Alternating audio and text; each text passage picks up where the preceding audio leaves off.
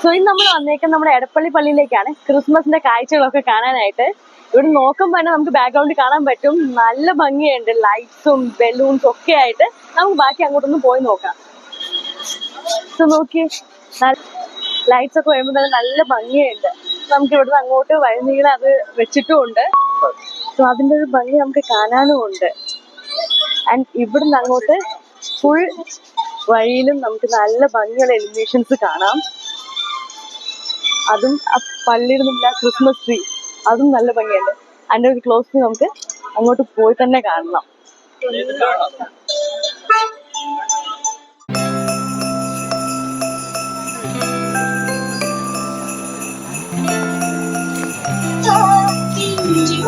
നമ്മളിതാ പള്ളിയുടെ മുമ്പിലേക്ക് എത്തിയിട്ടുണ്ട്. നോക്കിയാൽ കാണാം, രണ്ട് സൈഡിൽ കൂടെയാണ് ഇതിന്റെ എൻട്രൻസ് വരുന്നത്. കൂടാതെ പള്ളിയിൽ നല്ല ഭംഗിയുള്ള ലൈറ്റിങ്സ് ഉണ്ട്, മൾട്ടി കളേർഡ് ആയിട്ട്. പിന്നെ നല്ല ഭംഗിയായിട്ട് ഒരു ക്രിസ്മസ് ട്രീയും ഒക്കെ അവർ വെച്ചിട്ടുണ്ട്. അതേപോലെ നമ്മുടെ യേശുവിന്റെ ഫുൾ ഒരു കഥ പോലെ തന്നെ ഒരു ചെറിയൊരു സ്ക്രീനിൽ അവർ അത് സെറ്റ് ചെയ്തിട്ടുണ്ട്. സോ ബാക്കി നമുക്ക് അങ്ങോട്ട് പോയി നോക്കിയാലോ.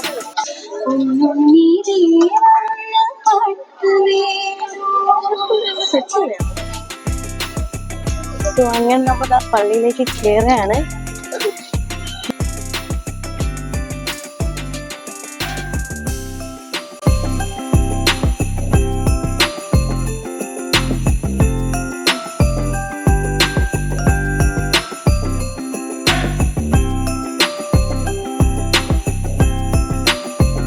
ഇനി ക്രിസ്മസ് അപ്പൂപ്പന്മാരെയും ഏഞ്ചൽസിനൊക്കെ കാണാൻ പറ്റും. എന്തായാലും നല്ല ക്യൂട്ടായിട്ടുണ്ട് എല്ലാവരും കാണാനായിട്ട്.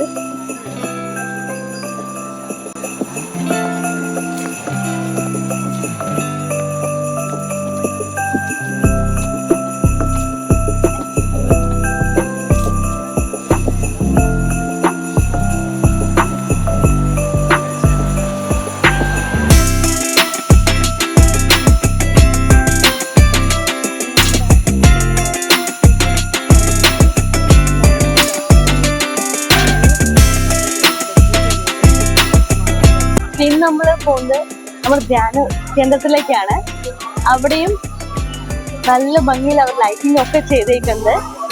ഇവിടെ നല്ല തിരക്കുണ്ട് കേട്ടോ അത്യാവശ്യം. എന്തായാലും നമുക്ക് ആ ലൈറ്റിംഗ് കൂടെ ഒന്ന് കണ്ടിട്ട് വരാം. ഇവിടെ പുൽക്കൂടൊക്കെ പുൽക്കൂട് ഒരുക്കിയിട്ടുണ്ട്.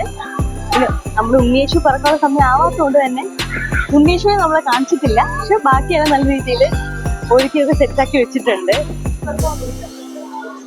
അതിന്റെ ഇടയിൽ നമുക്കിവിടെ പുൽക്കൂട് മത്സരം ഉണ്ടെന്ന് തോന്നുന്നു. നമുക്ക് ആ പുൽക്കൂട് ഒന്ന് കണ്ടിട്ട് വരാം.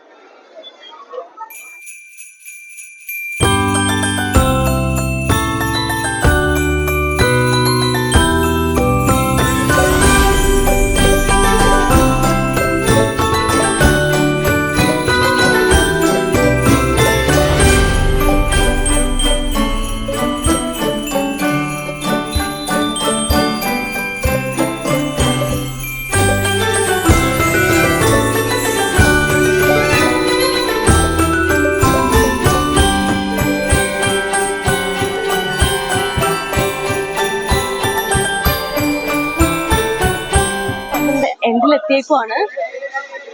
സോ അങ്ങനെ നമ്മുടെ എടപ്പള്ളി പള്ളിയുടെ കാഴ്ചകളൊക്കെ തീർന്നിട്ടുണ്ട്. നമുക്ക് ഇതേപോലെ കാഴ്ചയും ടൈമൊക്കെ കാണാൻ പറ്റുള്ളൂ. സോ മാക്സിമം നിങ്ങൾ എല്ലാവരും ഒന്ന് വിസിറ്റ് ചെയ്യുന്നത് നല്ലതായിരിക്കും. കാരണം എനിക്കെന്തായാലും നല്ല ഇഷ്ടമായി. സോ നിങ്ങളും ഒന്ന് കണ്ടു.